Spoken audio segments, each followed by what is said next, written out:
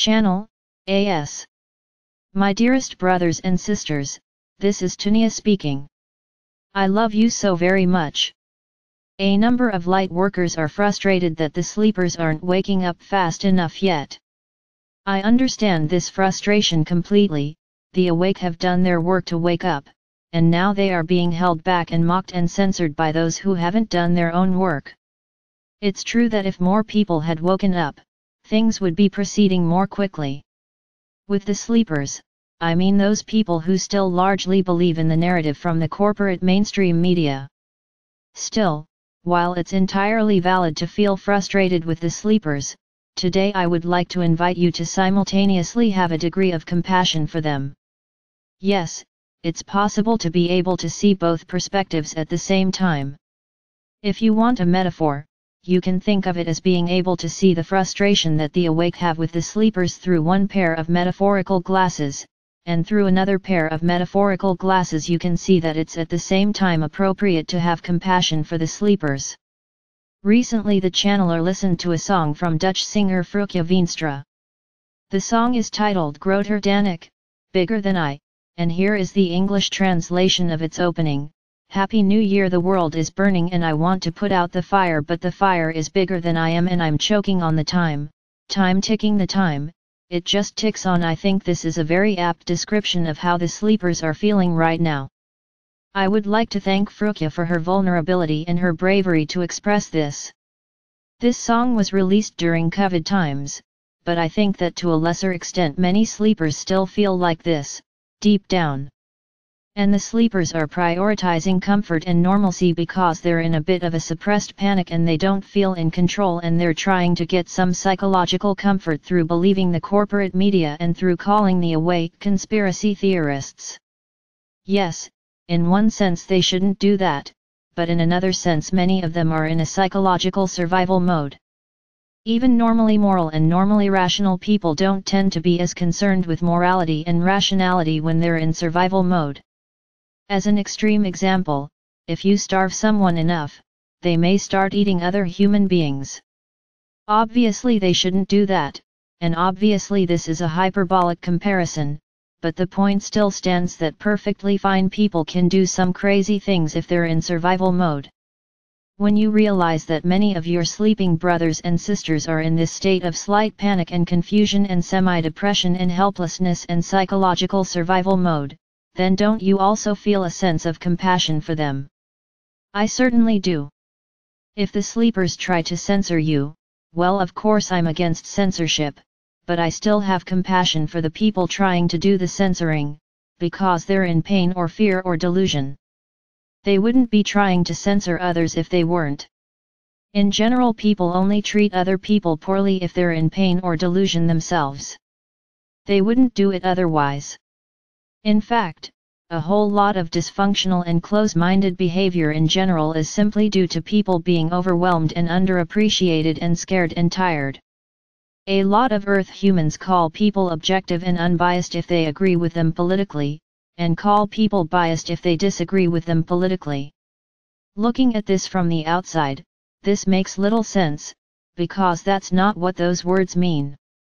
If you look at a dictionary, biased isn't defined as has another political opinion than myself. However, this makes more sense if you realize that many people are so overwhelmed that they just desire comfort and rest and better living conditions, and they think that they can achieve this if only the opposite political side can be convinced or silenced.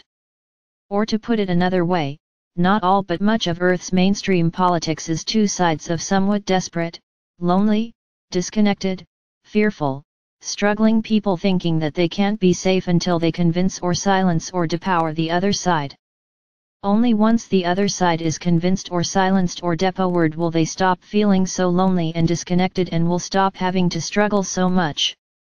From our perspective, it would be more rational for people to work on raising the consciousness of themselves and thereby all of humanity first. Because frankly, there is no really great political solution that can be found at the current level of consciousness. The left is right that implementing the right's political vision doesn't produce great outcomes at the current level of consciousness, and the right is right that implementing the left's political vision doesn't produce great outcomes at the current level of consciousness. However, good political solutions are available with a relatively small amount of higher consciousness, because higher consciousness is infectious. Raising the consciousness of humanity to the point where good political solutions become available doesn't have to take that long. This idea of raise your own consciousness first before spending a lot of time engaging in politics is just a specific application of our more general suggestion, raise your own consciousness first before spending a lot of time trying to change the outside world. Similarly, if something triggers you or generates so-called negative emotions in you, it's better to look inside first, before you look outside for someone to judge or blame. Now yes, the world does need high consciousness political actors, whether politicians or people who organize protests. It's not unspiritual to engage in politics. After all, politics is just the way on earth through which most societal decisions get made, so if you try to accomplish things or speak out against certain kinds of dysfunction, then it quickly becomes political whether you like it or not.